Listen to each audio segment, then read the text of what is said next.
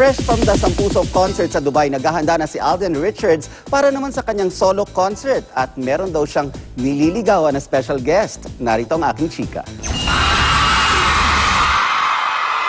Labis ang pasasalamat ni Alden Richards sa mainit na pagtanggap ng mga kapuso sa Dubai para sa Sampuso celebration ng GMA Pinoy TV. Kasama niya rito sina Betong Sumaya at Aisel Santos. Matagumpay ang show kahit pa masama ang panahon doon. Hindi po namin in-expect na ganun magiging ka-warm yung reception sa amin ng mga tao. So on behalf of Betong and Aisel and the whole GMA Pinoy TV team, thank you po.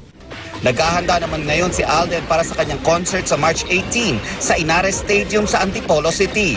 Siguradong kikiligin daw ang Aldab Nation. Pakiliti ni Alden, may nililigawan siya na special guest daw sa concert. Basta. Naku, sana matuloy. Jake!